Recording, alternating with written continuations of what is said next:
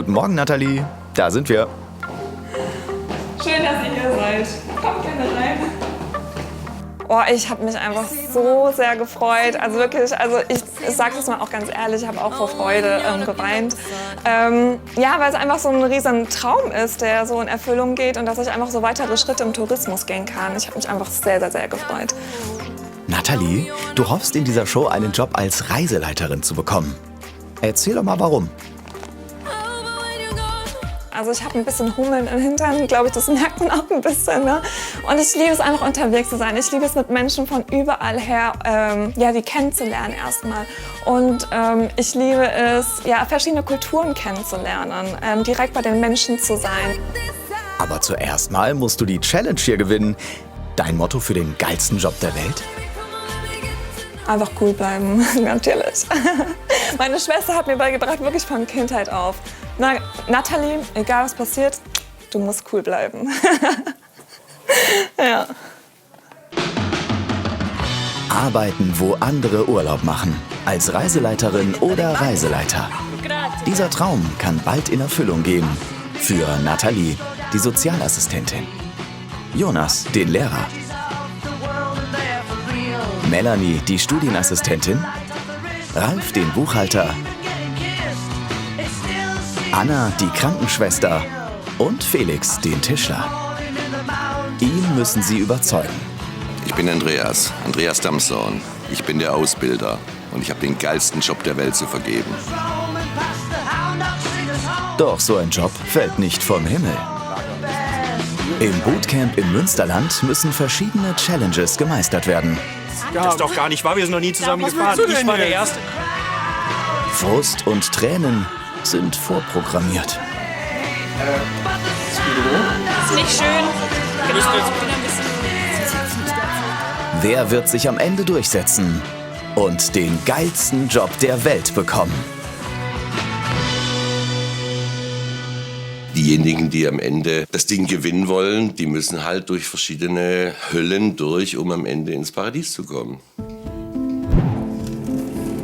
Ankunft von Anna im Bootcamp. Wie geht's dir gerade? Am Anfang bin ich vielleicht noch so ein bisschen zurückhaltend und schaue mir an, wie die anderen auch so drauf sind. Und ja, ich freue mich einfach, hier dran teilnehmen zu dürfen. Das ist für mich schon eigentlich voll der Hauptgewinn. Und wenn es weitergehen sollte und ich gewinne, dann freue ich mich darüber natürlich extrem. Und so hat sich Anna beim Casting selbst beschrieben. Ich bin jemand, der braucht immer mal wieder neuen Input und ist super interessiert, neue Dinge kennenzulernen. Und ja, ich bin einfach ein sehr offener Mensch. Das ist einfach so. Ja. Panarea, Salina, Stromboli und Vulcano. Genug Input für dich, Anna? Nach dem Bootcamp geht es nämlich auf die Liparischen Inseln. Hier bekommen unsere TeilnehmerInnen ihre praktische Ausbildung und werden immer wieder vor neue Herausforderungen gestellt.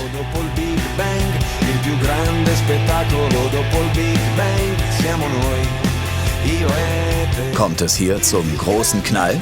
Geht der eine oder die andere baden? Wir werden es erleben beim geilsten Job der Welt.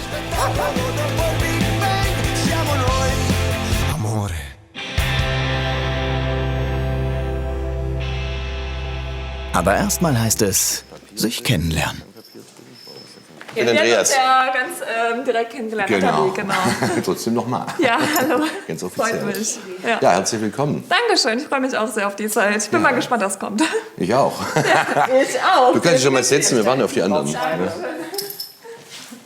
ich bin die Nathalie. Hi, ich bin Anna. Anna, freut mich. Ah, das erste Zusammentreffen der Konkurrentinnen. Schaut doch ganz friedlich aus. Nathalie, was hast du dir eigentlich vorgenommen? Also ich möchte das gewinnen, gar keine Frage. Also ich bin motiviert und ich werde einfach alles geben.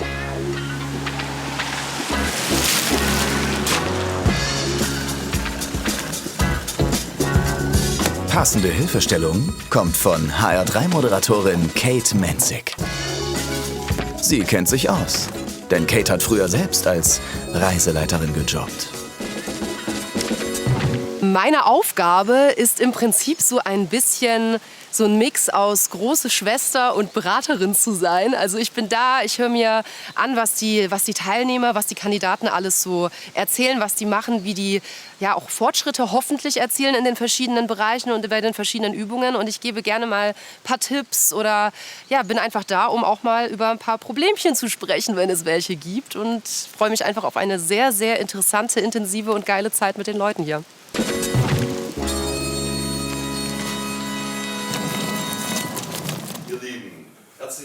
Dafür, dass es Probleme geben wird, sorgt er, Andreas Damson, Experte für Gruppenreisen und Coach für ReiseleiterInnen.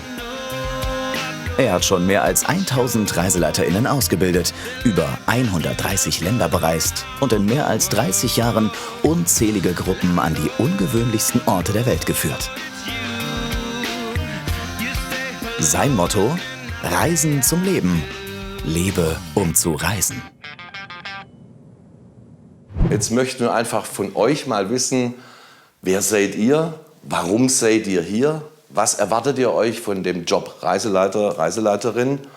Und warum meint ihr, dass ihr dazu in der Lage seid? Also, mein Name ist Nathalie Klemm. Ich bin 27 Jahre alt.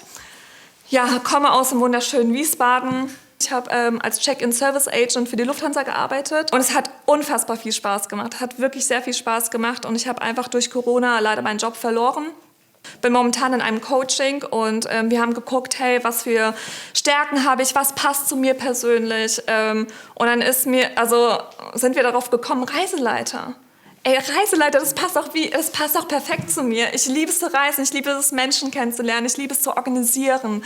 Und einen Tag später habe ich einen Link bekommen von der geilste Job der Welt, habe mich beworben und es hat geklappt. Und umso mehr freue ich mich einfach, dass es geklappt hat. Auch diese spannende Zeit, euch alle kennenzulernen, wirklich.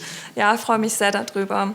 Ja, und ich glaube, ich habe auch eigentlich beantwortet, warum ich richtig wäre für Reiseleiterjob. Wie man hört, ich bin kommunikativ. Ja. Gut, genau. Danke. Danke. Ganz kurz gefasst, nicht wahr? Nathalie ist auch einfach ein Typ, ne? Also ich kann mir vorstellen, es gibt vielleicht Leute, denen das auch zu viel werden kann, wenn man eher so ein ruhiger Typ ist und sehr entspannt. Die ist ja wirklich da, die ist einfach da, die ist präsent, die kommt in den Raum rein und die ist da. Die fällt auf, die ist laut, die ist lustig, die ist sehr kommunikativ. Ja, hallo, mein Name ist Anna Engelmeier. Ich bin 31 Jahre alt und komme aus Kassel. Ich bin Gesundheits- und Krankenpflegerin und arbeite jetzt seit fast 5 Jahren in der Anästhesie. Also das heißt, ich mache Narkose. Und ich finde, auch das hat viel mit Verantwortung zu tun und auch Verantwortung für Menschen, die gerne reisen, ist ja auch irgendwo gegeben. Also ich muss ja dafür sorgen, dass die sich wohlfühlen, dass es denen gut geht, dass alles organisiert ist. Und man kommt eben auch manchmal in Situationen, die schwierig sind. Oder man hat viel mit Menschen zu tun, die auch manchmal schwierig sind. Und das ist vielleicht beim Reiseleiter auch so. Und ich reise schon mein Leben lang gerne. Und ich habe einfach da so eine riesen Reiselust schon immer in mir. Und ja, freue mich einfach, jetzt hier neue Erfahrungen machen zu dürfen, weil auch ich mir nach 12 Jahren in dem Job der Gesundheits- und Krankenpflegerin momentan sehr stark Veränderungen wünsche. Ich denke mal, Anna ist so ein Typ, die selber noch sehr viel Selbstbewusstsein entwickeln darf. Sie kommt eigentlich gut rüber. Dieses Seminar und dieses Training und überhaupt Reiseleitung wäre für sie eine Chance, wie sie auch mit ihrem Selbstbewusstsein, mit ihrer Sicherheit sich sehr weiterentwickeln könnte. Das betrifft aber nicht nur Nathalie, sondern auch die anderen, die den geilsten Job der Welt wollen. In unterschiedlichen Aufgaben müssen sie beweisen, dass sie als Reiseleiterin genau der oder die Richtige sind.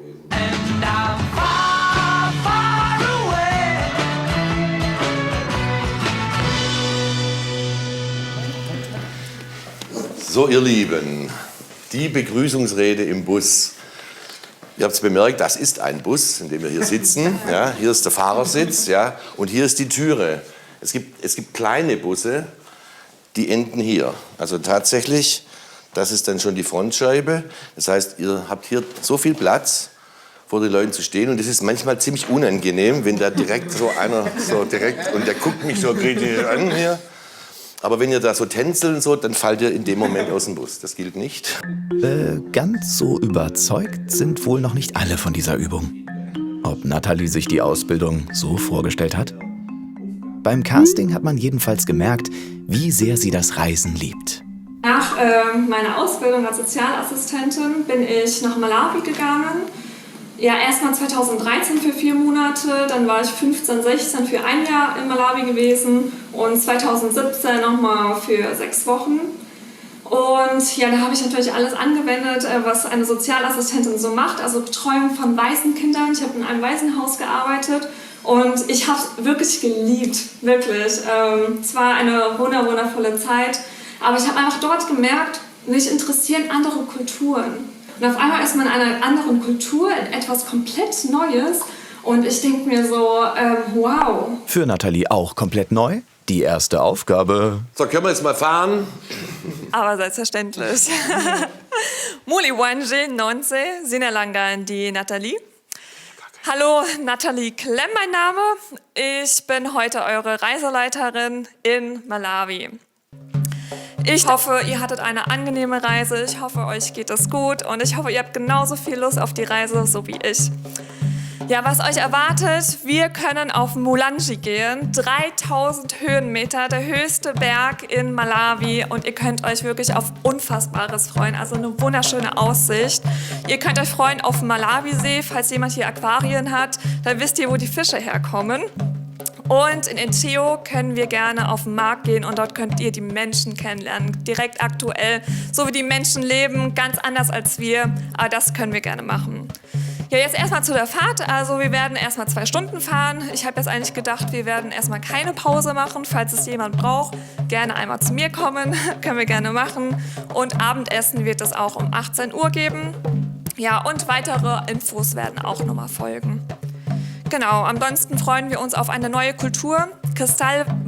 Kristallklares Wasser. Jetzt kommt die Nervosität, aber das ist okay. Ich glaube, wir freuen uns alle auf die Reise.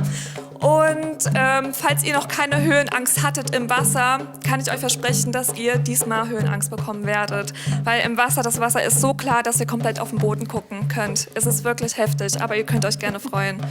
Ja, ich habe ein Zitat. Ich weiß zwar nicht, von wem es ist, aber ich fand diesen Zitat richtig gut. Reisen ist der schönste Weg, Geld auszugeben und trotzdem reicher zu werden. Und das werden wir. Vielen Dank fürs Zuhören. Dankeschön. Ja, danke auch fürs Zuhören. Ich habe zugehört, steck mal in den Bus ein. So, eure Reiseleiterin in Malawi. Genau. Ich habe gemerkt, dass du dich auch echt gezügelt hast, langsam zu reden. Fand ich gut. Fand ich echt gut, weil das gehört halt auch zu einer gewissen Selbstkontrolle dazu. Das ist mir positiv aufgefallen. Ich fand es ein bisschen schade, dass du den Eingangssatz nicht übersetzt hast. Muli Wanje Nonse, Sinalanga die Nathalie. Also das war der zweite Satz gewesen, Nathalie Klemm. Und ja, genau. Was war das denn? Muli Wanje, das ist ja an die Begrüßung. Guten Tag. Nach außen hin kann sie mit Kritik umgehen, innerlich wird sie das wurmen. Sie weiß, dass sie das nicht zeigen darf, aber ich spüre da etwas, was in ihr so rumort. Für mich klang das wie Fluchen. Was für ein Mist Das ist hier. voll eine schöne Sprache, die ist voll geil. Diesen Punkt, wo du selber gemerkt hast, so ein bisschen nervös, so Kristallklares Wasser. Jetzt kommt die Nervosität, aber das ist okay. Ich glaube, wir freuen uns alle auf die Reise. eigentlich positiv umgebaut in, wir freuen uns alle darauf. Das fand ich cool. Ich habe erstmal so ein bisschen geschluckt, als du gesagt hast, ihr wünschen uns alle ich hoffe, ihr kriegt alle Höhenangst so ungefähr. Es ist wirklich heftig, aber ihr könnt euch gerne freuen. Was am Ende dann aber wieder so ein bisschen könnte ich mir dann auch vorstellen, wenn du jetzt 2 Leute hast, die so ein bisschen nur so mit einem Ohr zuhören, die kriegst du dann wahrscheinlich dann damit auch wieder wach. Und du hast es ja dann so quasi witzig aufgelöst, also so als positiven Aspekt auch aufgelöst. Bevor ich es nachher vergesse, ich würde da gerne einhaken. Guter Punkt. Ich fand den Spruch klasse, aber am Anfang hätte ich den nicht verstanden, weil ich dich nicht kenne. Ich kenne deinen Humor nicht. Ich weiß nicht, und manche Leute verstehen Zweideutigkeiten nicht oder ironische Witze oder so. So blöd es klingt, in dieser ersten Sekunde, wo die Leute gerade in so einem fremden Land angekommen sind, beruhigende Sachen aussprechen, nichts. Also die Doppeldeutigkeiten und so, nach 2, 3 Tagen, wenn ich dich kenne, dann verstehe ich auch deinen Humor. Aber am Ende sitzen da Leute, die haben vielleicht noch nie eine Gruppenreise gebucht, die sind zum ersten Mal in Afrika, die haben Höhenangst und die kennen deinen Humor nicht. Ja. Was machen wir dann? Dann steigen die an der nächsten Haltestelle aus und wollen wieder nach Hause. Ja. Ja, Nathalie, das war deine erste Aufgabe. Gut gemacht. Aber irgendwie haben nicht alle deinen Humor verstanden, oder? Verstehen die meisten wahrscheinlich nicht sofort, dass ich ein sehr ironischer Mensch bin. Es gibt auch Leute, die es bis heute vielleicht nicht ganz verstehen. Die denken sich dann immer so, oh, das hat sie gerade gesagt, die meint das 100% ernst. Aber ich bin auch nicht da, um das irgendwie aufzuklären bei irgendjemanden. Also das ist mein Humor, meine Art und Weise, mich auszusprechen. Die einen verstehen es, die anderen halt nicht. Also ja, genau. Aber früher oder später verstehen eigentlich die meisten meinen Humor. Von daher denke ich, ist alles okay, meine Güte. Ja, dann, liebe Reisegruppe, ich begrüße euch ganz herzlich auf dieser Reise in die wunderschönen Berchtesgadener Alpen. Oder wie der Bayer sagen würde, Servus. Ja, ich bin Jonas Stork, ich bin für die nächsten 14 Tage euer Reiseleiter. Ja, es ist hier neben mir noch der Lukas dabei, das ist unser Busfahrer.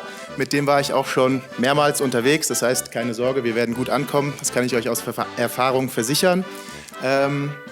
Ja, ich hoffe, euch geht's allen gut, denn es geht jetzt auf den Weg in die Berchtesgadener Alpen an München vorbei und dann werden wir schon die ersten wunderschönen Bergpanorama vor uns sehen, wunderschöne Landschaften. Ja, am Ende geht es jetzt 6 Stunden. Bleibt mir eigentlich nur zum Abschluss euch eine wunderschöne Reise zu wünschen. Ich bedanke mich für eure Aufmerksamkeit und Bergheil uns allen. Servus. Wie war's? Ich fand's okay. Also du bist aufgeregt, das kann ich total gut verstehen und musst es jetzt halt auch ablesen, das kann ich aber auch super verstehen. Ich konnte mich ganz stark damit identifizieren, weil wenn ich aufgeregt bin, sage ich auch immer und so weiter und ich lasse mir keine Zeit, sondern versuche einfach schnell das rüberzubringen. Und wem soll man es verübeln? Wir stehen hier vorne am ersten Tag, die Kamera ist auf uns. Wer soll denn da bitte nicht aufgeregt sein? Bitte, das hast du richtig gut gemacht. Also, ja. Das ist so mein Beitrag dazu.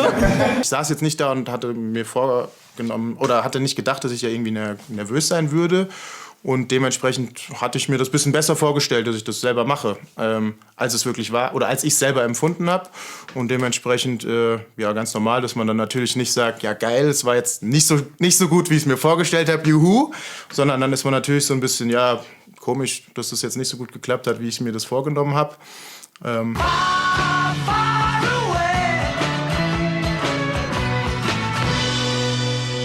Wir haben jetzt eigentlich den ganzen Morgen über Konfliktentstehung, Konfliktvermeidung und auch Konfliktlösung gesprochen im Seminar. Jetzt geht es an die Praxis. Jetzt werden wir in Konfliktrollen spielen, rausfinden, ob die Kandidatinnen und Kandidaten das auch alles verstanden haben und wie sie es umsetzen. Jetzt geht es um Gesprächsführungstaktiken, um Besänftigen, um wertschätzende Dialogformen zu finden, sodass also auch die Emotionalität beim meckernden Kunden auch gedimmt wird, dass man überhaupt auf eine rationale Basis runterfahren kann, um dann auch wirklich in einem ordentlichen Gespräch dann eine Lösung herbeizuführen. Ist nach hinten raus mit Blick auf den Hinterhof. Also folgende Situation. Diese 2 Herren haben jeweils ein Einzelzimmer gebucht und haben festgestellt, diese Zimmer sind extrem unterschiedlich. Das eine ist groß, hell, mit Blick auf die Promenade, wunderschön. Das andere ist nach hinten raus, mit Blick auf den Hinterhof, dunkel, klein, auf jeden Fall nicht so attraktiv. Jetzt möchten aber beide dieses große, helle Zimmer haben. Jetzt hast du ein Problem, die streiten sich schon und du merkst, jetzt musst du was tun, du musst jetzt eine Lösung finden. Das behalte ich auch, gar keine Frage. Das ist überhaupt nur keine Frage. Nein, das ist mein gutes Recht. Nein, du hattest auf der letzten Reise schon das gehabt. Das ist doch gar nicht wahr, wir sind noch nie zusammen was gefahren. willst du denn Ich war der jetzt? Erste, der hat mir diesen Schlüssel genommen. Was habt ihr denn für ein Anliegen? Ich habe gar kein Anliegen. Dem sein Zimmer ist viel schöner als meins. Der hat ein großes, der kann den Strand sehen und ich sitze da im Hinterzimmer und hab gar nichts. Und deins ist ganz dunkel? Ja, das ist doch scheiße. Okay, wie wär's, wenn wir an die Rezeption gehen und fragen, ob es da noch ein anderes Zimmer gibt, was eben ähnlich hell ist? Auch, ich habe gesehen, hier gibt's keine Einzelzimmer. Ich schaue gerade mal, was ich für ein Zimmer habe. Wenn meins auch mehr Blick hat, dann würde ich auch mit dir tauschen. Senora, du hast ein ganz schlechtes Zimmer. Du hast Besenkammer. Und Aber Hotel sie kommt erst mal. ausgebucht. Hotel ist ausgebucht. Hotel ist ausgebucht. Okay, Das ist natürlich blöd jetzt. Was machen wir denn jetzt? Ja, was? Also, du gibst mir am besten einfach dein Zimmer. warum soll ich dir den einfach geben? Das ist überhaupt nicht mein Interesse. Du hattest im letzten Hotel schon ein geiles Zimmer. Tut mir auf jeden Fall sehr leid, dass du nicht so ein schönes Zimmer hast. Meinst du kannst dich mit diesem dunklen Zimmer arrangieren für die nächsten Tage? Ich gebe dir heute Abend auch ein Bier aus. Du hast eine unheimlich sympathische Ausstrahlung. Man kann dir ja nicht böse sein. Aber das reicht nicht für alle Problemlösungen. Da musst du schon ein bisschen Fantasie entwickeln. Da musst du auch, sagen wir mal, eine härtere Gangart beziehungsweise einfach Vorschläge und dann halt mehr anbieten als jetzt eben nur lächeln. Und auch auf den Liparischen Inseln wird Anna mit genau solchen Problemen kämpfen müssen. Stopp, stopp, stopp. Du bleibst bitte hier. Ich kann nicht hier bleiben, sonst pinkel ich da echt in... Ey, was soll das Rumgestehe da? Also... Arme Anna, das wird sie noch richtig stressen. Frust gleich am ersten Tag. Zeit für ein bisschen Aufmunterung von Kate. Ja, also diese ersten Stunden, die sind einfach so intensiv gewesen vom Moment der Ankunft über die ersten Übungen bis hierhin. Also ich meine, für mich als jemand, der es ja hauptsächlich beobachtet hat, fühlt es sich ja schon, als wenn wir ja tagelang hier wären. Wie geht es dir so? Wie fühlst du dich? Ja, es ist absolut intensiv. Ich habe es mir auch tatsächlich nicht so intensiv vorgestellt. Ja. Also von den Gefühlen, die so auch in einem hochkommen, es ist schon extreme Aufregung. Ich merke auch eine gewisse Anspannung. Also ich habe auch nachts gemerkt, dass ich nicht so gut schlafen konnte. Ja. Ich habe echt lange gebraucht, bis ich so runtergefahren bin.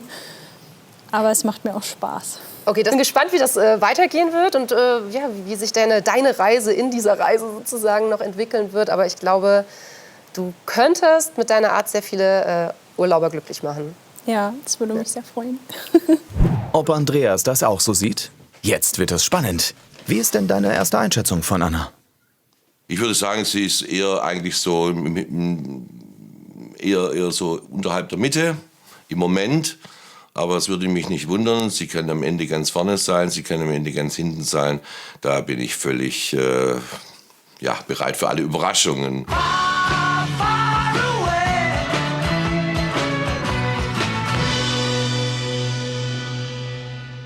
Was wir machen gleich ist, jeder darf sich 3 Substantive seiner Wahl ausdenken. Blumenkohl, Hundeschlitten, Schnürsenkel. Die schmeißen wir alle in den Topf. Eine Person steht vorne. Ich reiche ihm einen Begriff. Und ihr habt die Aufgabe, 1 Minute darüber zu sprechen, über diesen Begriff, über dieses Thema. Erfindet ein Thema und 10 Sekunden bevor die Minute um ist, reiche ich den zweiten Begriff, aus diesem Topf gezogen. Und eure Aufgabe ist es, dann einen sinnvollen Übergang zu spinnen zum zweiten Thema.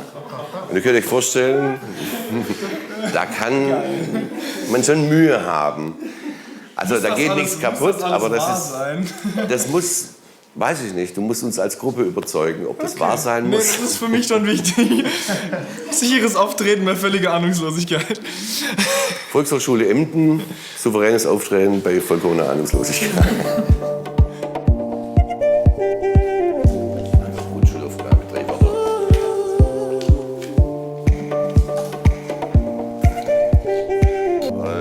Na, Anna, was fällt dir denn zu Vollmond ein? Es gibt manche Nächte, da haben wir Vollmond. Und bei Vollmond, da sind wir dann manchmal gewappnet auf die bösen, finsteren Wesen, die bei Vollmond kommen. Was wäre das? Der Werwolf. Spooky. Was gibt es? Nachtgeheul. Und was gibt es noch für Wesen? Vielleicht Vampire und andere Schauermärchen. Gruselige Gespenster unter unseren Betten. Verdammt lang so eine Minute. Oh ja. Was mir bei ihr noch aufgefallen ist, die braucht einen Moment, um warm zu werden. Und diesen Moment hast du als Reiseleiter eigentlich nicht. Oh Mann. Ich gebe dir einen Tipp. Jetzt erzähl einfach mal was über diesen Begriff. Manchmal, wenn wir raus in die Natur gehen, dann können wir den Vögeln lauschen und die sitzen auf den Bäumen. Manchmal denke ich, habe ich schon so Vorstellungen, wie ich es machen möchte und merke dann, ich kann es so nicht umsetzen und dann frustriert mich das in dem Moment und dann, ja, es ist so ein Teufelskreis schon. Sonnenblumen haben auch die Sonnenblumenkerne, die wir dann gerne am nächsten Morgen zum Müsli essen können. Ja. Oh Gott, immer noch. Letzter Satz, Abschlusssatz. Okay, und so werden aus den Schauermärchen auch manchmal ganz wunderschöne Momente.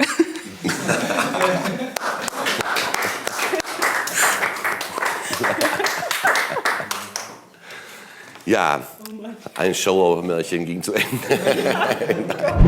Ihr Problem ist eben einfach hier vielleicht so dieses Rampenlicht, so dieses ich muss das irgendwie schaffen, das setzt sich selber unter Druck und dann gibt's Auf und Abs. Also ich denke, dass im Laufe der Zeit wieder richtig aufbauen können. Also die wird sicherlich, und ich hoffe wirklich, dass sie da noch eine gute Entwicklung hinlegen wird.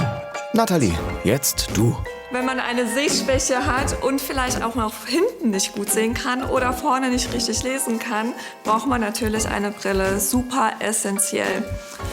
Ja, was kann man denn noch so Schönes über Brillen sagen? Also ich finde, Brillen gibt es ja auch nochmal unterschiedliche. Es gibt große Brillen, es gibt kleine Brillen, es gibt vielleicht stylischere Brillen, dann auch nochmal Oldschool-Brillen.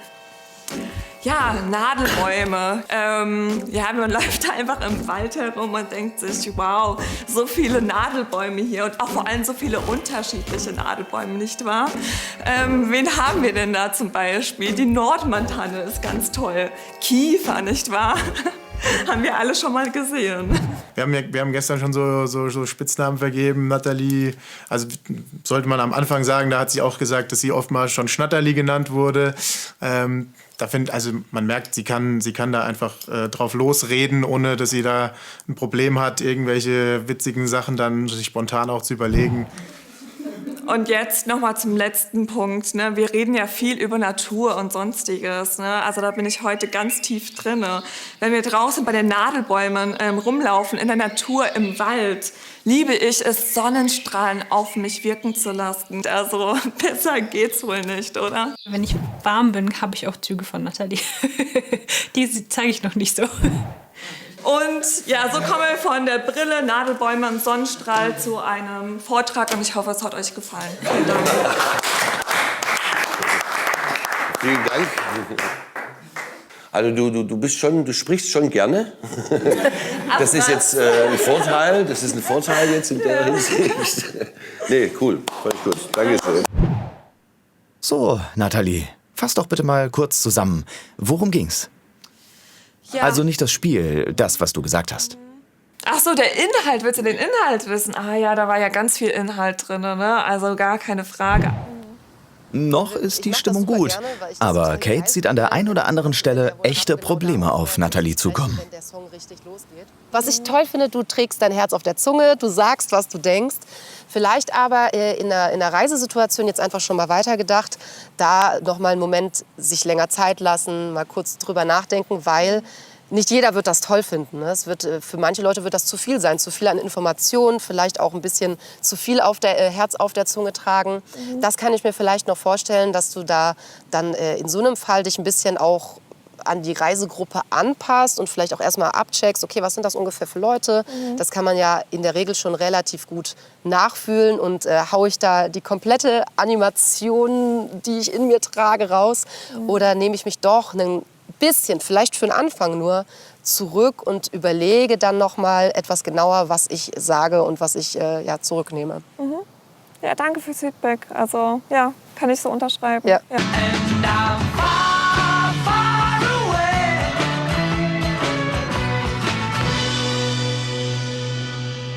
Ihr Lieben, manchmal haben Reisen Schwächephasen. Ihr seid gerade unterwegs in der wilden Natur und der Bus macht plötzlich komische Geräusche.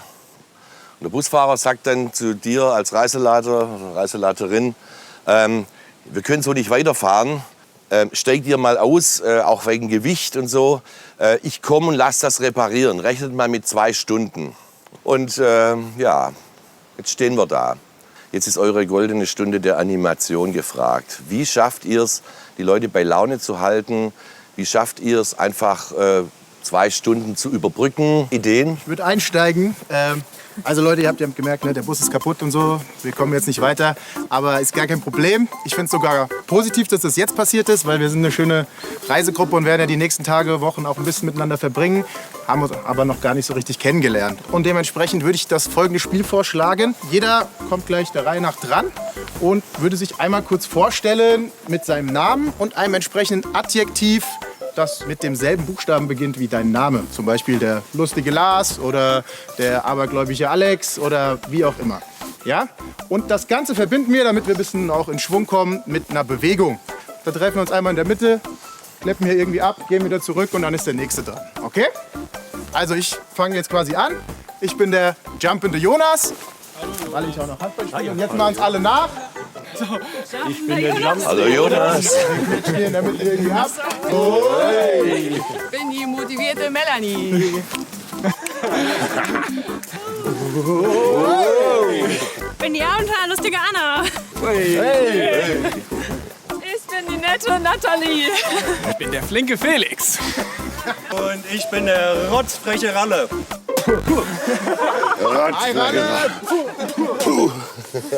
Also ich persönlich hätte es auch so nicht gemacht. Ich war auch tatsächlich in dem Moment etwas überrascht, aber ich fand es, wie gesagt, auch schon irgendwo mutig, das so zu machen. Also, und wenn er sich selber so erlebt, klar, es sagt auch was über ihn selber aus. So, der rotzfreche Ralle. Mit der Pünktlichkeit hat das ja auch nicht so. Des Reiseleiters Pünktlichkeit ist 2 Minuten nach der Zeit. Oh, sind schon welche da? Hallo. Also mein Name ist Ralf, ich bin 42. Es könnte sein, dass ich hier der Problembär werde. Ich reise nicht gerne. Ciao e buonasera a tutti. Mein Name ist Mario Luigi. Mario Luigi. Warum? Du bist ein spezieller Typ. Das wird bestimmt noch lustig mit dem Ralf.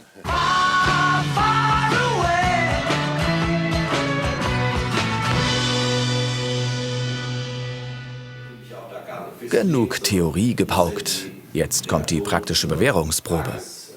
Die Gruppe soll gemeinsam eine Wanderung durch das schöne Münsterland planen. Mit vielen Informationen, Vorträgen, erholsamen Kaffeepausen und natürlich guter Stimmung inklusive. Keine Fragen mehr? Cool, dann habe ich nämlich Feierabend. Das ist der Moment, in dem ihr mich hassen werdet. Deshalb mache ich mich jetzt aus dem Staub. Tschüss. Ach, was heißt da hassen? Aber alle wissen, es geht um den geilsten Job der Welt. Und sie müssen liefern. Ich finde schon, dass es eine Herausforderung ist, weil man sich ja hier gar nicht so auskennt. Klar habe ich schon Klassenfahrten organisiert oder war an der Organisation zumindest beteiligt, aber jetzt nicht unter solchem Zeitdruck. Ich weiß, dass die Lunchpakete reichen. Also wir müssen ja jetzt kein Drängelmenü irgendwie für alle planen. Das ist doch schon nervös, dass ihr die ganze Zeit dabei seid, gell? Freckenwurst. Guck mal, ich sehe gerade Warendorf. Das ist die Stadt des Pferdes. Gibt es nicht irgendeine Rasse, die heißt Münsterländer? Du kannst ja auf die Geschichte eingehen und dann gucke ich mal, was es auf sich hat, warum Warendorf so eine Pferdestadt ist. Also es ist wirklich sehr großes Engagement vorhanden und natürlich auch der Druck ist da, der ist spürbar. Die werden nervös, ich habe es angekündigt, sie werden mich hassen. Ich glaube, in dem Moment tun sie das, aber da müssen sie halt durch.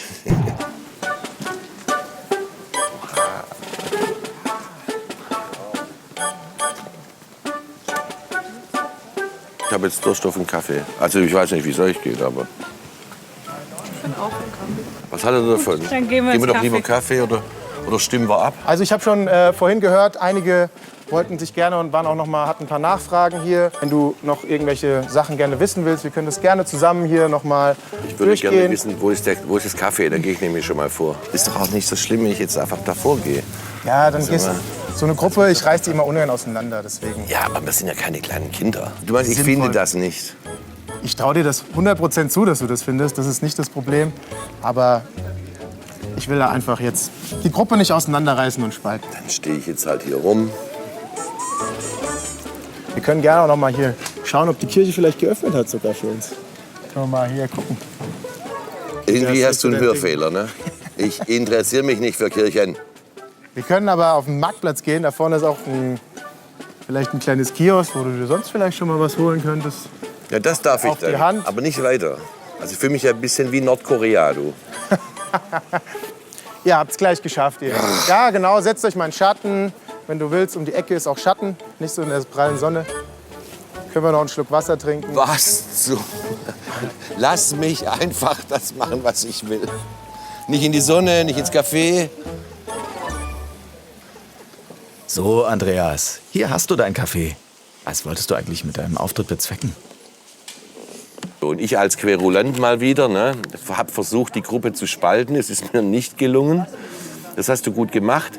Man könnte es aber fast noch besser machen, weil am Ende war ich nicht wirklich zufrieden. Klar, ich arbeite halt nicht mit Kindern als Reiseleiter, sondern das sind alles erwachsene Menschen, die, wie die Kinder natürlich auch, einen freien Willen haben, aber denen man den Leuten natürlich viel mehr zugestehen muss, weil man eben nicht dieses gleiche Maß an Verantwortung hat, wie man es bei Kindern dann doch eben hat. Ich fühlte mich tatsächlich wie ein Schulkind behandelt. Ja. Und das hat es bei mir ein bisschen noch mehr geteast. Weil ich denke, und dann hast du, das habt ihr nicht mitgekriegt, dann waren wir auf dem Marktplatz und dann wollte ich mich hinsetzen. Dann kommt da auch noch so, ja, setzt euch am besten nicht in die Sonne, so, da ist es so heiß. Da habe ich gedacht, so,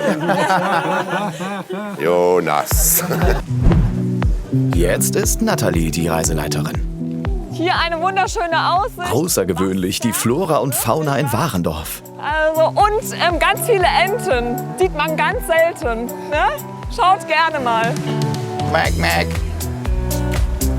So, bitte hier einmal rechts rein. Und jetzt die Frage, ich schätze mal, wir müssen hier lang. Nee, hier lang. Das wird nicht das einzige Mal sein, dass Natalie die Orientierung verliert.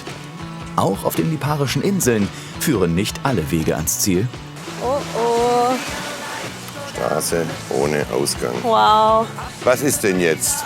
Okay, also kleine Ansage. Ja, hier geht es leider nicht weiter. Ich würde einmal vorgehen und genau, dann gehen wir einen anderen Weg.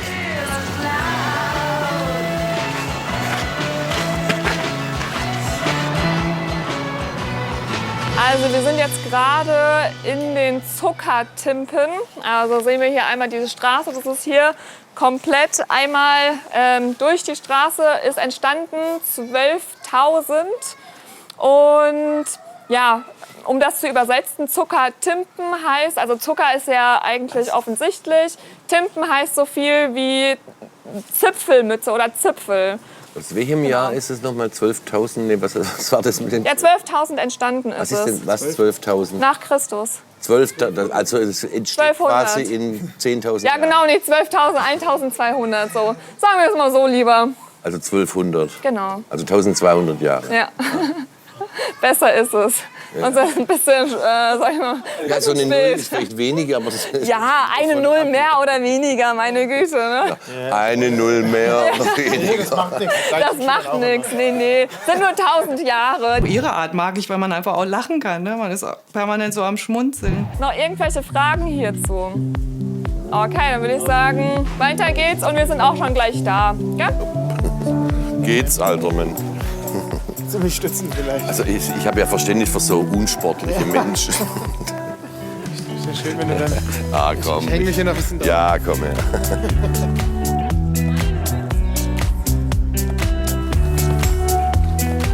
Genau, das wollte ich auch noch mal zeigen. Welch ein Wunder in Warendorf einfährt. Was es da auf sich hat, Wunder oh Wunder, man weiß es nicht genau, aber das werde ich euch verraten. Folgt mir. Natalie hat die Zügel fest in der Hand. Ja, genau. Ja, ich würde mal sagen, hier sieht es eigentlich ganz schön aus. Ich würde mich einfach mal hier hinstellen. Ihr dürft gerne so einen Halbkreis sich vor mir stellen und dann erzähle ich euch ein bisschen was übers Landgestüt. Ich erzähle euch was vom Pferd. Ja. Also, ich habe mich natürlich gefragt, Warendorf, Pferde, also was hat es auf sich? Also wir hören auf natürlich die ganze Zeit, dass das eine mit dem anderen ganz eng zusammen ist. Also die Warendorfer sind einfach stolz auf Pferde oder sind sehr verbunden mit Pferde. Und wir befinden uns hier im Landgestüt. hier in Warendorf. Hier gibt es natürlich Stallungen und diese Stallungen sind denkmalgeschützt. Das heißt, also ist es unmachbar oder man sollte die nicht kaputt machen, sonst hast du, sage ich mal, die Polizei am Kragen. So, hier im Landgestüt gibt es 160 Zuchthengste. Es gibt Kaltbluthengste, es gibt Warmbluthengste und Vollblüten. Ich meine und ich schätze mal, dass ihr die schon mal gesehen habt. Also ich erkläre euch mal. Warmbluthengste sind diese eleganten Pferde, die man so im Fernseher sieht. Und dann die Kaltbluthengste, das ist das Highlight vom Landgestüt. Also die sind können bis zu 1,65 Meter groß werden. Ja, ich persönlich bin 1,67,4.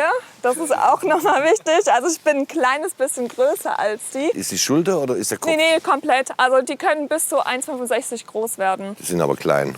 Ja, genau. Ja. Aber so könnt ihr euch das ganz gut vorstellen, also wie groß die ungefähr sind. Habt ihr irgendwo Anregungen, Fragen oder irgendwas, was ihr loswerden möchtet? Dann wäre die Möglichkeit jetzt gegeben. Ich will jetzt Pferde sehen. Gar nicht so einfach, auf einem Pferdegestüt Pferde zu finden. Die Tierwelt wird Nathalie auch in der Zukunft beschäftigen. Auf den Liparischen Inseln bekommt sie es mit einer echt außergewöhnlichen Spezies zu tun. Heute würde ich euch gerne einmal die Tierwelt etwas näher bringen. Das ist ganz stark vertreten. Einmal so Springschwänze nennen die sich. Also ja, ich finde, also die sind so ein bisschen rund und haben ganz viele Füße. Und warum die so heißen, ist einmal, weil die so eine Sprunggabel haben. Ne? Und wenn die Gefahr lauern, sind diese Springschwänze, springen ein paar Zentimeter nach oben, aber nicht nur irgendwie so einen Sprung, sondern machen Saltos währenddessen, um sich zu schützen. Boah, diese Vierbeiner hier in Warendorf können auch springen. Wenn auch nicht ganz so artistisch wie die Springschwänze. Schön, dass die Reisegruppe sie endlich doch noch gefunden hat. Naja, zumindest einige von ihnen. Jetzt ist sie gerade in den Stall gegangen mit einem aus der Gruppe. Wo ist der Rest? Der Stall. Das ist ein Highlight, wenn man schon rein kann. Ne? Müsste sie sich jetzt bemühen, dass sie die anderen noch schnell herholt. Da laufen sie. Aber das interessiert sie nicht. Schade.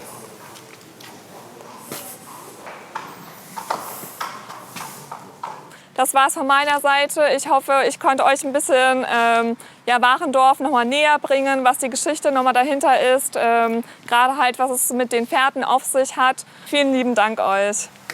Dankeschön. Auch an dich. Tja, Nathalie. Bei dir blicke ich noch nicht so richtig durch. Aber ich freue mich, dass wir auf jeden Fall noch mal eine ganze Woche in Italien haben. Bin ich so ganz überzeugt davon, ob du von dem, was du sagst, selber überzeugt bist. Also erstmal grundsätzlich, Führung fand ich gut. Wir sind sicher durchgekommen, du bist orientiert, du hast auch Hilfsmittel, das ist cool. Also da fühlte ich mich sehr gut aufgehoben. Du hast auch einen super Vorteil, du hast eine sehr, sehr durchdringende Stimme. Die ist manchmal in mancherlei Hinsicht vielleicht ein bisschen, ich sage jetzt mal so, ein bisschen, also wenn ich ein altes Transistorradio wäre, dann würde es manchmal vibrieren. Okay. So ein bisschen overtuned. Du sprichst sehr oft von ich. Ich zeige euch das, ich mache das, ich kenne mich hier so total aus. Und wir als Gäste, die behandelst du manchmal so ein bisschen wie so, schaut mal, und das war ja unser Running Gag, ne? Schaut mal das Wasser und schaut mal die Enten. Ist das nicht wunderbar? Aber dann halt, ich denke, ja, was erzählst du mir? Habe ich noch nie Enten, habe ich noch nie Wasser gesehen? So, also das ist ein bisschen oversized. So. Ja, das ist mein Humor, den versteht nicht jeder. Ich weiß. Ist Humor, whatever. Ja. Bei mir so, ich denke so, die will mich veräppeln. Ja, ist ja auch so. Was ich glaube, du möchtest damit begeistern. Und du hast auch das Talent zu begeistern, aber wähle andere Methoden. Okay. Versuch was anderes. Aber so klingt es ein bisschen flach. Na, Andreas, vielleicht ein wenig über das Ziel hinausgeschossen.